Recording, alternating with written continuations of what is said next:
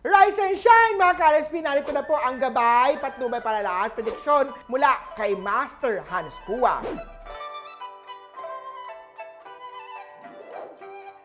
Sa mga pinanganak ng Year of the Rat, very busy na naman ang schedule mo kaya gamitin mabuti ang iyong kaalaman.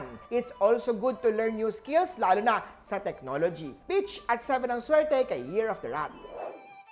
Kay Ox naman tayo, unexpected expenses may arise kaya dapat laging may nakatabi para sa mga ganitong pangyayari. Purple at 2 ang swerte kay Year of the Ox. Kay Year of Tiger naman, ang physical exercise will boost your energy. Dapat kumilos regularly lalo na sa may mga edad na para hindi laging nirarayuma o baluktot ang posture. Silver at 8 ang swerte kay Year of the Tiger. Kay Year of the Rabbit naman tayo, kailangan ng pasensya kung gustong ma-resolve ang misunderstanding. Never lose your temper at baka lalo lang ito mauwi sa away. Blue at 1 ang swerte kay Year of the Rabbit. Dragon naman na mahirap sumunod sa isang particular na diet. Better to consult a nutritionist kung paano ito ma-achieve. Green at 3 ang swerte kay Year of the Dragon.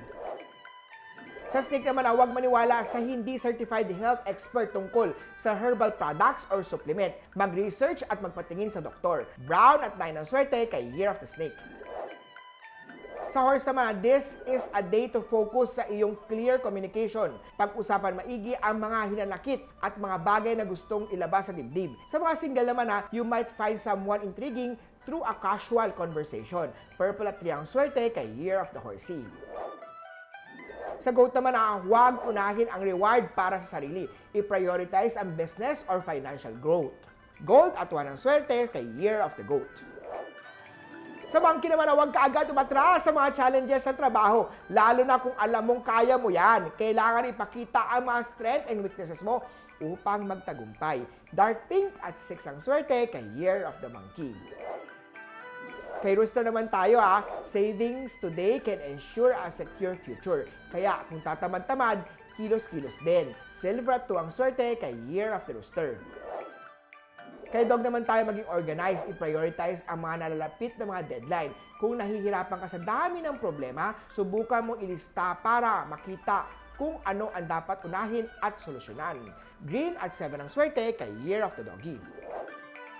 Sa Year of the Piggy naman tayo, look for ways to increase your income. Importante din na may alam ang worth ng trabaho mo. Huwag pumayag sa barya-barya lang na bayad. It's okay to demand kung magkano ang rate mo dahil nahihirapan ka sa bawat trabaho mo. Blue at 2 ang swerte kay Year of the Piggy. Uli po, ito po yung mga gabay, patnubay para lahat, prediksyon lamang ni Master Hans Kua. Nasa inyong mga kamay, nasa lalay ang inyong tagumpay. Kaya always be positive at i-claim ang mga swerte mga ka-RSP.